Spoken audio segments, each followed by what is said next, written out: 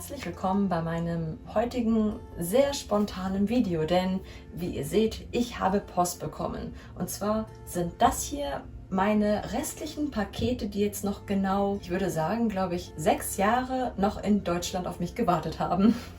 Und heute sind sie endlich angekommen, weil meine älteste Schwester sie mir endlich zugeschickt hat. Und ich habe noch so ein bisschen im Kopf, was drin war, aber wirklich nicht im Detail. Und ich dachte mir einfach mal, ich mache ein kleines Unboxing. Ich weiß auf jeden Fall, dass hier und da noch echt alte Manga drin sind. Also wird es hier vielleicht sogar eventuell eine Art Manga-Empfehlungsvideo. Ich schau mal, was ich daraus mache und vor allem, was hier drin ist. Das werden wir herausfinden. So, dann würde ich sagen, wir fangen am besten mal mit diesem Paket hier an, das warum auch immer geöffnet wurde. Mal sehen. Also ich weiß auf jeden Fall, dass auch noch alte Zeichnungen von mir drin sind und ich habe halt früher sehr viel BL gezeichnet. Also es würde mich nicht wundern, wenn Sie gerade diesen Karton hier erwischt haben. Ich werde auf jeden Fall erstmal ganz kurz reinschauen, nicht, dass da irgendwie persönliche Briefe oder so drin sind, weil ja, die sind halt auch etwas privater. Okay, ich habe es eben mal abgecheckt, also ganz oben lagen sogar Briefe drin. Jetzt habe ich aber alles so ein bisschen präpariert, dass es okay ist, dass man keine Adressen oder Namen oder so sieht. Und es sind tatsächlich erstmal ganz viele Zeichnungen darunter von mir. Oh ja, das sind viele alte Zeichnungen von mir. Oh mein Gott, das sind so meine allerersten Comics, die ich gemacht habe. Oh, die sind jetzt endlich wieder bei mir. Oh mein Gott, und das hier war meine Jahresarbeit in einer Schule, die ich besucht habe, wo ich mich mit Anime und so befasst habe. Oh Gott, da habe ich Manga und Anime erläutert. Das war halt, wie gesagt, früher halt noch so ganz, ja, so ganz krasses Neuland. Und eigentlich war immer so jeder, der Manga und Anime, also Mangas gelesen und Anime geschaut hat, immer total uncool. Und halt so typisches Mobbing-Opfer. Deswegen finde ich es jetzt eigentlich sogar richtig krass, dass, ja, das mittlerweile einfach so im Hype ist, ne? Und als ganz normales Hobby angesehen wird. Das war vor vielen Jahren nämlich nicht so der Fall. Ja, und da kommen wir auch schon zu dem Teil, den ich eben erwähnt habe, der wohl eben gesichtet wurde vom Zoll. Hatten sie vielleicht Spaß, wer weiß. Wie gesagt, ich habe halt früher sehr viele Zeichnungen in der Richtung gemacht und wer das vielleicht erkennt, das ist nämlich aus dem Game Dramatical Murder. Da war ich ziemlich großer Fan von, eine Zeit lang. Also ich mag das Character Design halt immer noch und ach ja, früher halt. Oh mein Gott, mein allererstes Konhon. Kennt ihr überhaupt noch Konhons? Es waren so wie Freundschaftsbücher, die hat man zu Conventions mitgenommen und dann durfte halt jeder irgendwas reinschreiben und reinzeichnen. Das hier ist wirklich uralt und wie gesagt, zu der Zeit war ich halt übelster Fan von Final Fantasy VII, insbesondere Advent Children. Und da kommen wir auch schon zu meiner Anthology. Ja, wer es kennt. Es lief früher tatsächlich mal auf Premiere. Ich weiß nicht, ob ihr noch Premiere kennt. Das ist eine uralte Shonen Jump Serie, die Hoshin Engi heißt und eigentlich auf einer chinesischen Legende basiert und ich liebe diesen Manga einfach. Also ich habe den auch hier stehen, also ich habe meine original deutschen Bände mitgenommen, aber das sind halt so Fan-Anthologies und oh mein Gott, ich liebe es einfach. Also es ist, ach, ich liebe das einfach von der Story her und von den Charakteren und irgendwie immer noch absolut meine Lieblingsserie. Und das ist aber generell, glaube ich, so eine Anthology gewesen von, ja, sogar mit Slam Dunk, oh mein Gott, hier. Und hier Death Note. Ach Gott, das ist ja uralt. Oh mein Gott, so mit allen möglichen Shonen Jump Serien. So Senseiya, Yu Yu Hakusho. Oh Gott, Slam Dunk, Tatsache. Oh mein Gott, das ist so alt. Ja, und ich hatte es halt wegen der Zeichnerin hier, wegen der Doujinshi-Zeichnerin geholt, weil ich sie sehr gerne mochte. Ja, und früher habe ich halt die ganzen Sachen immer nur über eBay bekommen. Es gab keine andere Möglichkeit, irgendwie an die ganzen Sachen ranzukommen. Weil sowas wie heißen denn diese ganzen Webseiten? Ich glaube, Otaku Republic oder so, die gab es halt alle noch nicht. Das war halt alles noch, ja, sehr vor langer Zeit. So, eben waren da noch so ein paar persönliche Sachen, die habe ich jetzt weggepackt. Und genau, hier sind dementsprechend auch noch vielleicht auch mal richtig rum. Noch Doujinshi zu Hoshin Engi, die auch sehr alt sind. Ich habe sogar ein paar neulich erst im Mandarake gesehen und war kurz davor, mir einen zu kaufen, aber ich war mir nicht sicher, welchen ich davon überhaupt noch hatte. Richtig alt. Aber ich kann sie auch einfach nicht weggeben, weil, wie gesagt, ich verbinde einfach so viel mit dieser Serie.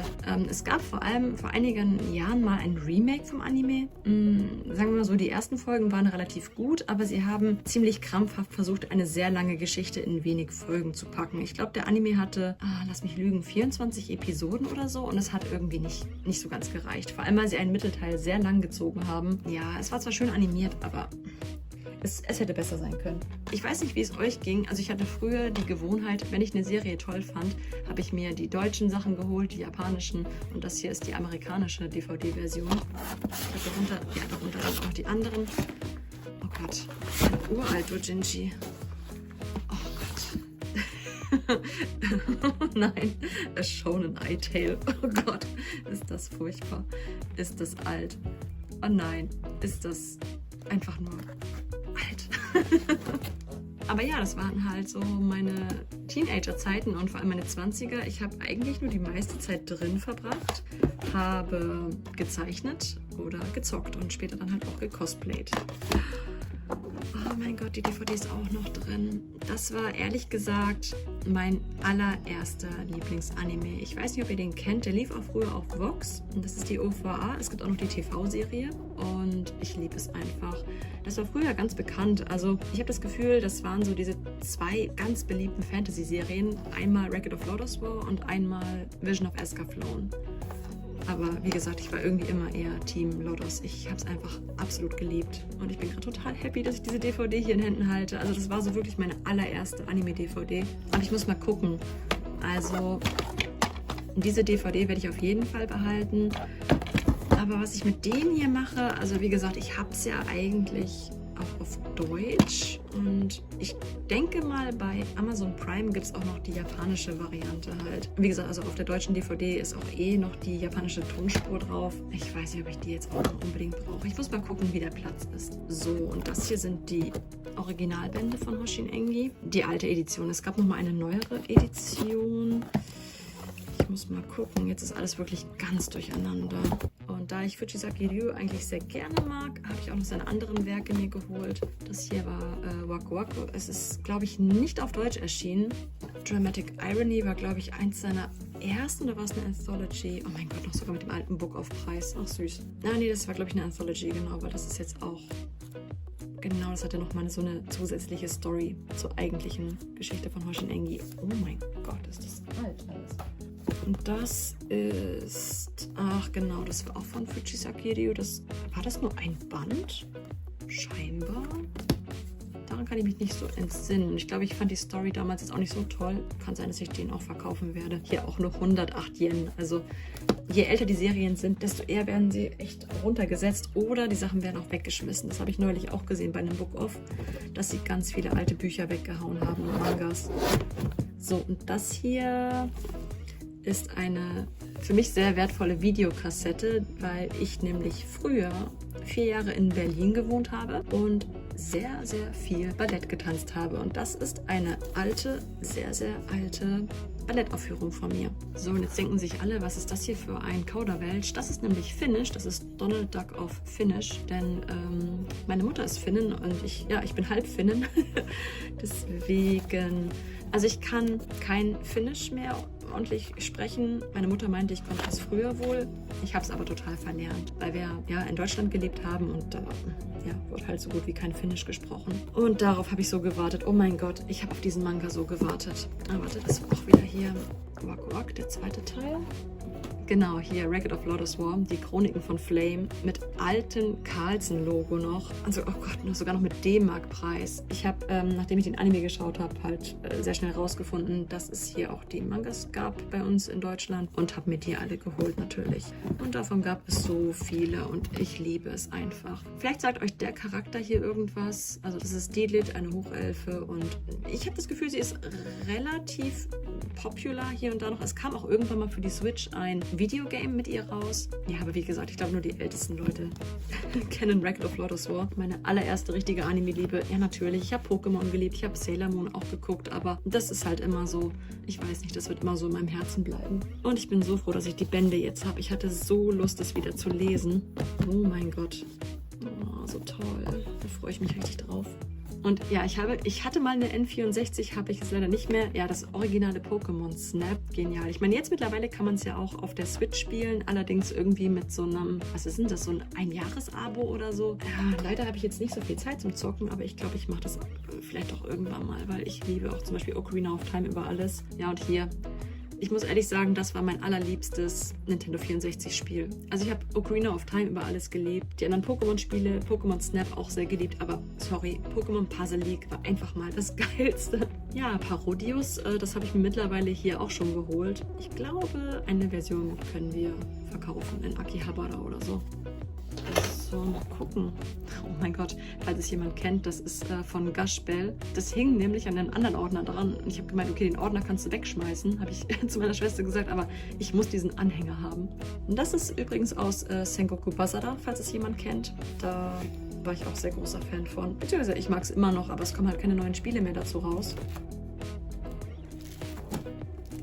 Oh Gott, ja, eine Menge.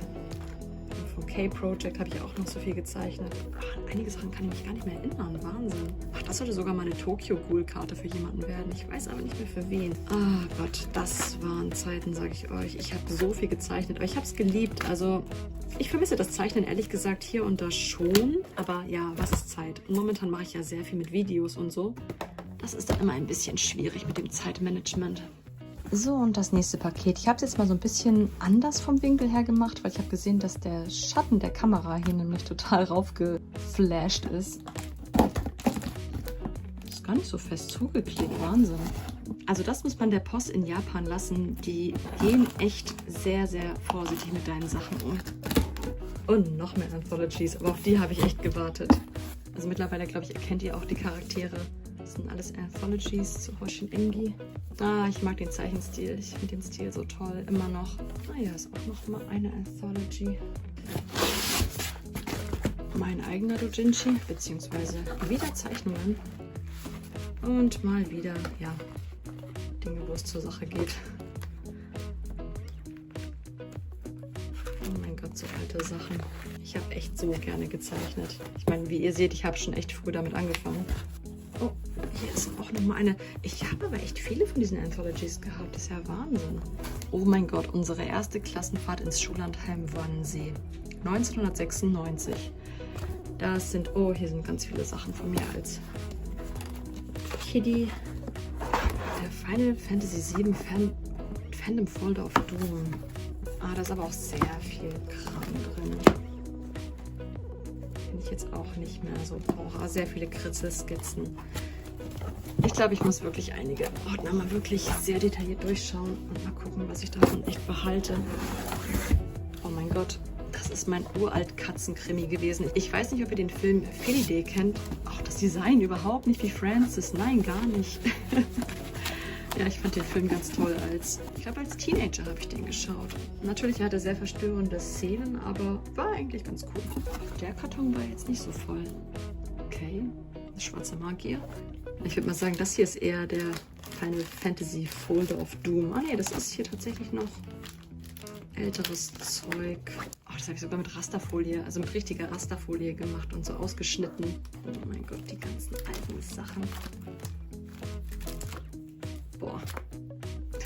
Ja, Pferdecomics. Ich hatte sogar auch mal eine Pferdephase. Als Teenie bin ich auch geritten, ganz fleißig und so. Es war schön, aber ja, irgendwann, wann hat denn das eigentlich aufgehört? Ach, ich glaube, als mein Pflegepferd gestorben ist, genau. Und dann bin ich nicht mehr geritten. Noch 2 Kartons, dann sind wir durch. Den hier ist echt schwer. Oh ja, hier sind Fotos. Hier kann ich, glaube ich, nicht so viel zeigen. Oh mein Gott, und diese Artbooks wollte ich so unbedingt wieder haben. Oh, leider ein bisschen her kaputt, aber kann man nichts machen. Und zwar sind es die offiziellen Artbooks zu der alten Record of Lodoss War OVA. Oder sagt man OVA? Es ist so alt. Ich hatte noch ein altes Artbook, das weiß ich noch, und zwar vom Character Designer. Da weiß ich aber, dass ich das damals bei einem Bring and Buy verkauft hatte. Das war auch so ein Rare-Item. Das hätte ich eigentlich auch gerne wieder. Ja, oh, es ist so schön. Ich mag das Artwork total gerne. Es ist halt so typisch. Ich weiß gar nicht, wann ist der Anime rausgekommen? In den 80ern? Ende 80er, Anfang 90er? Na, ich liebe solche Artbooks einfach. Ah, so toll. Oh Gott, wieder ein Ordner mit irgendwas. Oh, so viele Ordner. Ich habe immer so viele Ordner gehabt. Oh mein Gott. Sehr viele Uraltzeichnungen. Oh mein Gott, habe ich das Datum eigentlich da mal hingeschrieben? Ah ja, 2004. Ah, okay. Das ist schon ein bisschen länger her. Und natürlich Zeichnungen. Was sonst? Oh ja, ganz Hightech. Das ist ein Diktiergerät. Da habe ich immer früher mal so ein paar Sachen aufgenommen. Aus Spaß. So eigene Radioshows und so. Oh mein Gott, und ganz viele Kassetten sind auch noch drin. Wir haben es tatsächlich früher so gehandhabt. Wir haben früher ganz einfach Lieder aus dem Radio aufgenommen. Ja, wenn du Glück hattest, kam dein Lied oder halt nicht. Oder du hast dann in der ersten Sekunde dann gehört, dass es dein Lied wird und hast dann ganz schnell auf die Record-Taste gedrückt. Ja, und dann hattest du es quasi dann aufgenommen und konntest dann immer wieder das Lied anhören. Ja, good old times, als es noch kein Spotify gab. Okay, also hier sind jetzt auch noch wieder so Fotos. Die packe ich kurz mal raus. Moment.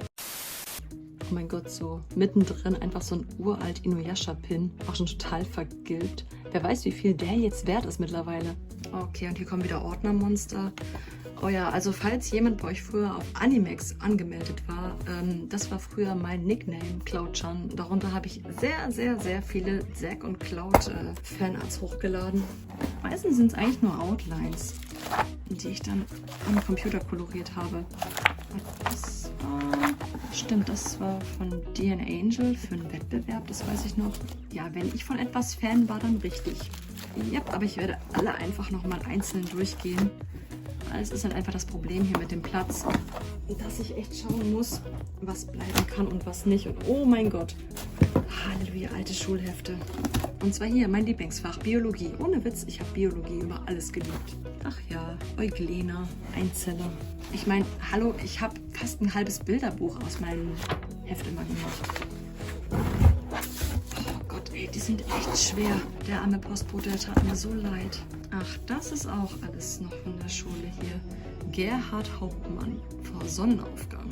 Ja, ich glaube, da kann ich auch sehr viel aussortieren, denn wer behält schon gerne Sachen aus der Schule? Ne? Ich weiß gar nicht, wie es bei euch war. Also ich habe Schule an sich gemocht, war aber so der typische Außenseiter, einfach wegen meinen Hobbys. Es gab halt keiner, der irgendwie sich für Japan interessiert hatte, geschweige denn der Videogames gezockt hat. Also ich meine, ja klar, okay, die Jungs, aber Mädchen, nein. Also Mädchen haben ja früher nicht gezockt und so. Das war ja ganz komisch und nerdy, wenn man das gemacht hat. Ja, dazu war ich auch noch Brillenträger oder bin es halt immer noch. Ja, und das hat alles sehr dazu beigetragen. Einfach so Kleinigkeiten, dass man halt gemobbt wurde. Oh mein Gott, hier eine alte Animania aus dem, oder Animania aus dem Jahr 2001. Ja, ihr könnt euch vorstellen, warum ich mir die geholt habe. Oh mein Gott. Das war, glaube ich, sogar meine erste Animania. Ja, Gott, wie ich diese Seite hier rauf und runter immer gelesen habe. Das hier sind auch wieder, glaube ich. Wie gesagt, also ich habe ja nichts anderes gemacht als zu zeichnen. Ich habe so viel gezeichnet, mein Leben lang. Und ich hatte ja auch immer mal so ein bisschen vor, eventuell Mangaka oder so zu werden, aber es hat sich halt nie irgendwie ergeben. So, ich habe eben mal wieder ein paar sehr viele Fotos aussortiert. So, also hier haben wir wieder Dojinshi. Ich kriege ja die Kratze, wenn ich sowas sehe. Oh nein. Ich meine, es ist noch okay, aber oh, ich kann sowas nicht sehen, wenn so Sachen geknickt sind. Oh, das kann ich nicht ab. Das war, glaube ich, auch wieder so eine Anthology, oder? Ja, oh mein Gott, hier sogar mit Yu-Gi-Oh! Mit Tante Conan. Auch noch. Oh mein Gott, die ganzen alten Sachen hier. Auch wieder Yu-Gi-Oh! So viel Yu-Gi-Oh! Drin. Ja, oh mein Gott, wie Naruto aussieht, ey. Gundam Wing, oder? Oh mein Gott. Das sind die Originalbände, nämlich auf Japanisch. Die sehen halt ganz anders aus als die deutschen. Also klar, natürlich das gleiche Bild, aber die Größe ist anders und ja, es ist halt einfach cooler. So, und das Ding war auch mein absolutes Heiligtum. Das habe ich damals aus Hamburg, aus dem, ich weiß nicht mehr, wie der Buchladen hieß. Ich weiß auch gar nicht, ob es den noch gibt. Takagi? Aber da hatten sie halt zur TV-Serie New Type Filmbook. Und oh mein Gott, ich habe es so geliebt. Und das ist auch etwas, das werde ich nie verkaufen, weil ich einfach das so sehr mag. Da ist sogar noch die Sammelkarte drin. Oh Gott, nicht weiß, oder war ich voll traurig, dass es keine Sammelkarte mit Spark war, sondern mit Pan und Delete. Ich muss das mal auf Twitter posten, mal sehen, ob irgendwer noch Record of Lotus Book kennt. Ja, der Anime. es ist halt, also die TV-Serie war teilweise wirklich merkwürdig, weil du hast halt so einen krassen Qualitätsunterschied gehabt bei einigen Folgen. Zum Beispiel war es hier richtig schön gezeichnet und dann bei so einer anderen Folge irgendwie total, also super, super weird einfach, also ganz merkwürdig. Aber ich habe es trotzdem gemocht. So, das sind auch wieder Zeichnungen. Also ich glaube, das ist hier also 150% Zeichnungen. Ne? Oh, das sind aber, oh, das war nämlich der Doujinshi, den ich auf Animex hochgeladen habe. Genau, theoretisch könnte ich den eigentlich mal verlinken. Also ich kann mich aktuell irgendwie nicht einloggen auf Animex, aber ich meine, wenn ihr Interesse habt, ich kann euch ja mal so die Doujinshi, die ich so gezeichnet habe, unten verlinken oder einfach mal meinen Animex-Namen unten reinhauen.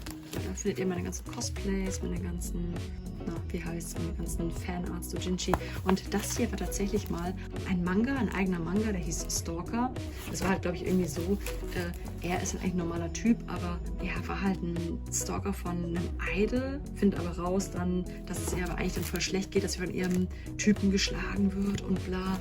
Und er hilft ihr dann irgendwie letzten Endes. Und dann kommen die beiden zusammen und dann Happy End und jo, und das ist so quasi die Story gewesen. Okay, sorry, aber das müsste ich kurz mal zeigen. Ey, ich zensiere mal eben mein Gesicht, aber Pokémon Puzzle League, okay, warte, ist es scharf gestellt? So, Pokémon Puzzle League und ich hatte die goddamn Nintendo 64 zur Konfirmation bekommen. Ich glaube, ich werde morgen erstmal zum Daiso gehen, auch wenn es brühend heiß draußen ist. Und dann werde ich, glaube ich, mir eine Box besorgen oder zwei. Eine für Fotos und die andere halt für die ganzen Dokumente. Also hier haben wir auch wieder Hoshin Engi. Das ist aber die Neuauflage mit so ein bisschen hier, seht ihr, schönen Druck, total schön. Auch ein bisschen mit seinem neueren Zeichenstil. Und es waren auch Farbseiten, ja, Farbseiten sind drin gewesen, genau. Deswegen denke ich, also ich werde diese Edition behalten, werde aber die alte verkaufen. Ich meine, viel kriegt man halt nicht mehr dafür. Aber es ist halt einfach so eine Platzsache, ne? Genau, das ist das Problem. Oh mein Gott, Kakaokarten und oh mein Gott, ey. Vor allem dieses sehr aufwendige Dramatical Murder Fanart, was ich mal gemacht habe. Alles mit Copic-Markern. Vor allem diese Copics, die sind immer noch wie neu. Die stehen bei mir hier im Schrank. Naja, Kakaokarten. Ist das eigentlich noch ein Trend? Das hat immer früher so großen Spaß gemacht, Kakaokarten zu tauschen. Ah, die habe ich sogar, stimmt, die habe ich sogar für eine Convention gemacht. Deswegen auch die schönen Hintergründe, weil ich hatte auf der Animoc zweimal einen Stand. Oh mein Gott, ja, das sind die ganzen Originale noch. Ah nee, das sind die Prints. Die Prints sind nicht schlecht. Ich dachte eben echt, das wäre ein Original. Tatsache, es sind alles die Prints. Heftig. Aber die Rückseiten sind schön, ne? Also ich habe mir da echt voll Mühe gegeben damals. Oh mein Gott, Kintaro no Tomodachi. Ja, ich habe davor schon ganz viel Kanji und so geschrieben. Oh je. Ja, aber das war, glaube ich, jetzt der letzte Ordner. Geil, ist noch was drin. Ja, eine Kassette und eine Mameshiba. Ist doch der perfekte Abschluss, oder? So, kleiner Nachtrag am nächsten Tag. Ich habe es irgendwie tatsächlich geschafft, so ein bisschen meine Sachen hier unter Dach und Fach zu bringen. Das meiste waren ja eh die Ordner, die sind oben nämlich dann im Storage. Die schaue ich mir nachher nochmal alle an. Ich werde diese Sachen hier, also die hier vorne zumindest, mal versuchen über Mercari loszuwerden. Ich glaube, Book-Off ist dann nicht so gut, weil man kriegt relativ wenig bei Book-Off. Weil das hier sind doch etwas seltenere Sachen. Na gut, hier hinten sind die Hoshin Engi Anthologies, das sind die, die ich behalte, beziehungsweise da hinten die Originalbände. So, die Sachen, die ich verkaufen werde, habe ich hier in diese süße Mr. Donuts Tasche reingetan. Das sind die herkömmlichen alten Hoshin Engi Bände. Ich denke, die dürfte ich ganz gut loswerden. Sagen wir mal so, die nehmen sie bestimmt an, aber ich werde halt nichts dafür bekommen. Ich kann euch ja nachher mal zeigen, was ich dann dafür gekriegt habe. 2 Anthologies gebe ich auch noch ab. Ein paar der etwas hochwertigeren Bände, also so die späteren Bände. Also ich habe 1, 2, 3, 4 behalten, 5 hatte ich nicht mehr. Deswegen habe ich 6 und ich glaube 8 war es oder 9? 8, genau. 8 werde ich verkaufen. Ich glaube, ganz ehrlich, ich kriege dafür nur 2 oder 4 Yen. Also es wird nicht sehr viel sein. Aber schauen wir mal, was bei rausspringt. Oh Gott, das ist so eine Hitze, sage ich euch, Leute. Ich bin ja mal echt gespannt, wie viel wir dann zusammenkratzen können beim Book-Off. Viel ist es ja ehrlich gesagt nicht, was man bekommt. Ich werde es nie vergessen, das war, als ich nach Japan, als ich nach Japan gezogen bin, da bin ich zum Book-Off und habe relativ viel verkauft und habe einfach so wenig bekommen. Boah, ich muss ja sagen, seit diesem Pikachu Pineapple Frappé stehe ich auf diese Frappés und habe heute Black Thunder entdeckt und der schmeckt einfach so verdammt gut. Oh mein Gott, der ist richtig geil. So, jetzt aber weiter.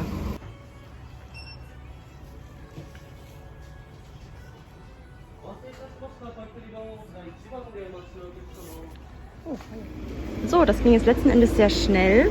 Und ja, ich habe ganze 75 Yen dafür bekommen. Hier sieht man immer dann, was man genau verkauft hat.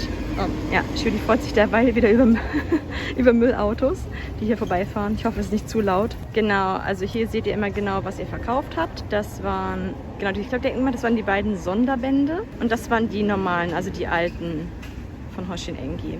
Ah, Tatsache, genau, hier sind sogar die Bandnummern, die Volumes. Naja gut, also jetzt kann ich 75 Yen auf den Kopf schlagen. Yay! So, wieder zu Hause. Ich habe hier heute Morgen schon angefangen mit dem Aussortieren meiner Sachen. Und ja, schön aussortiert. Und habe mir eben beim Can-Do so eine Kiste hier geholt. Und zwar kann ich hier dann meine ganzen Fotos reinpacken. Ich denke, das ist eine gute Idee. So, noch ein kleines Extra. Und zwar habe ich meine gute alte Abi-Zeitung gefunden. Trabitur hieß die. Ich weiß nicht, wer sich den Spaß ausgedacht hat. Ich weiß noch, andere Klassen haben total die coolen Sachen gemacht und auch echt klasse Abi-Abschlüsse. Ich werde nie vergessen, bei einer Schule, in der ich war, da haben sie den kompletten, war das draußen? Nee, drinnen in der Schulhalle, alles so irgendwie mit Sand gefüllt und quasi das wie so eine Arena gemacht. Und dann mussten die Lehrer so Aufgaben erledigen, wie im alten Rom, wie so Gladiatoren. Und das war so cool.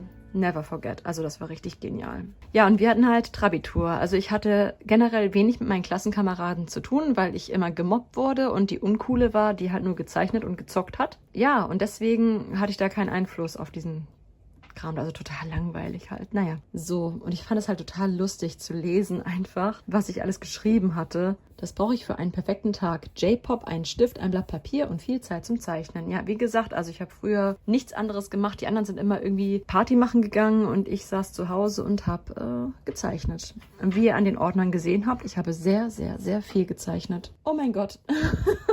Oh nein, Zukunftspläne. Einmal nach Japan fliegen, aber mit viel Geld, sonst bin ich schon am ersten Tag pleite. Oh, wie süß. Ja, Mensch, Vergangenheits-Ich. Schaust du mal, wo du jetzt wohnst, ne? Was mir fehlen wird. Ich denke nichts. Ja, das ist so typisch, weil, ganz ehrlich, also ich bin ja, wie gesagt, gerne zur Schule gegangen. Ich hatte so meine Lieblingsfächer. Aber die Leute an sich, also, das war halt einfach nur nervig. Es war nicht schön. Also das wurde halt von, wie hieß sie? Levke. Ja, sehr norddeutsch. Ich bin halt in Kiel zur Schule gegangen, wurde da auch geboren. Ja, die Levke. Die Levke war so quasi die Klassenstreberin, war aber eigentlich ganz nett, aber ich hatte mit ihr jetzt nicht so viel am Hut. Genau, also der Text ist von ihr und dann so diese Sachen. Oh je, und das hier. Ja, genau. Sanna Suleika stieß in der 8. Klasse zu uns. Ja, ich war davor in einer anderen Schule. Oh Gott, ja, und ich weiß noch, wie ich da einfach drin saß, total schüchtern und überfordert und habe gesagt, ja, hallo, ich bin die neue Nachbarin und das, keine Ahnung, hat irgendwie niemand gecheckt und fand auch niemand lustig. Genau, fand direkt Anschluss und Freundschaft bei Daniela. Ja, Daniela war damals eine, mit der habe ich sehr, sehr viel dann gemacht, bis sie dann mit einem Typen nach Paris abgehauen ist. Ja, ich hatte so einige sehr kreative Freundschaften in meiner Kindheit und Teenagerzeit. Wobei, naja gut, in den letzten Jahren jetzt eigentlich auch noch. Also Sachen, da könnte man sich die Haare raufen. Genau, später kam noch eine aus, ich weiß noch, die Nino, die kam aus Georgien. Die war eigentlich ganz nett. Die hat sich wenigstens so ein bisschen noch für Anime interessiert, aber jetzt auch nicht so krass wie ich. Aber mit der konnte ich noch so ein bisschen, sag ich mal, nachdem Daniela nach Paris abgehauen ist, so ein bisschen kommunizieren wenigstens. Oh Gott, hier auch noch Anime mit, ne, es müsste Accent aigu sein, geschrieben. Also richtig französisch Anime. Ah ja, genau, der werte Herr Kissing. Wir hatten vorher einen anderen Lehrer, der hieß Herr Schmusch. Und bei dem habe ich so gerne Deutschunterricht gehabt. Der hat meine Interpretation immer genau so interpretiert wie ich. Und dann hatten wir diesen Herrn Kissing und der hat an jeder meiner Interpretationen etwas auszusetzen gehabt. Ganz ehrlich, also ich hatte vorher richtig gute Noten in Deutsch, also immer so 1, 2, ne? Und dann Abitur, dadurch, dass er mal Sachen komplett anders interpretiert hat als ich, war ich dann, glaube ich, bei 3 oder so. Und ich war so wütend, ey, also einfach weil Deutsch eins meiner Lieblingsfächer war. Oh, aber das ist ganz süß geschrieben, muss ich sagen. Insgesamt ist Sanna ein Familienmensch, was man nicht nur in ihrer Fürsorge für ihren kleinen Bruder sieht. Ja, mein kleiner Bruder ist nämlich damals auch auf die gleiche Schule gegangen. Die Sanna, die hat eine große Faszination für Japan und hasst Mathematik. Ja, Mathematik ist immer noch mein Feind. Ja, genau, und jetzt hier am Ende dieses typische, das Einzige, was etwas gefehlt hat, war der engere Kontakt zur Klassengemeinschaft. Ja, das war halt blöd, weißt du? Das war teilweise auch sogar wirklich so bei einigen Fächern, dass ich in den Klassenraum gegangen bin, als Erste mich wirklich in eine Ecke gesetzt habe und der komplette Rest der Gruppe hat sich in die entgegengesetzte Richtung gesetzt. Ich weiß auch nicht, meine Klasse bestand einfach aus so vielen, ja, wie man früher gesagt hat, so Kiffern und Partypeoplen und ich weiß nicht, ich konnte mich mit denen einfach null identifizieren und dadurch, dass ich halt andere Hobbys hatte, war ich halt außen vor. Deswegen finde ich es halt jetzt einfach so krass, wenn man so mitbekommt online, wie populär plötzlich generell Manga und Anime sind. Ich sag nur, früher wurdest du dafür echt komplett ausgeschlossen aus einer Klasse. Also die Zeiten haben sich echt geändert. Ich wurde einfach zur falschen Zeit geboren und im falschen Land, glaube ich. Aber sie wird noch genügend Gelegenheiten bekommen, in Zukunft ihre Fähigkeiten und Charakterzüge zu offenbaren. Ja, und jetzt mache ich das in Form von Twitter und YouTube. In diesem Sinne alles Gute für dein Leben nach der Waldorfzeit. Ja, Faktum, die letzten Schuljahre, die ich verbracht habe, waren tatsächlich auf einer Waldorfschule. War aber ehrlich gesagt auch nicht ganz anders als eine normale Schule. So, das war das großartige Unboxing. Mann, es war wirklich eine Menge drin. Auf jeden Fall sehr, sehr viel Kindheit für mich und sehr viel aus meinem Teenageralter. Ich muss sagen, ich bin echt froh, dass ich jetzt wirklich alles, aber wirklich komplett alles bei mir hier in Japan habe und ich mir überhaupt über nichts mehr Gedanken machen muss. Das Video war ein klein wenig anders und auch ein bisschen spontan, deswegen heute auch ein bisschen sehr normal nach der Dusche. Vielleicht hat es ja doch Spaß gemacht und war ganz interessant zu gucken. Wenn euch das Video gefallen hat, lasst wie immer einen Daumen hoch da und abonniert meinen Channel, wenn ihr mehr Videos aus Japan sehen wollt. Wir sehen uns dann in meinem nächsten Video wieder. Bis dann!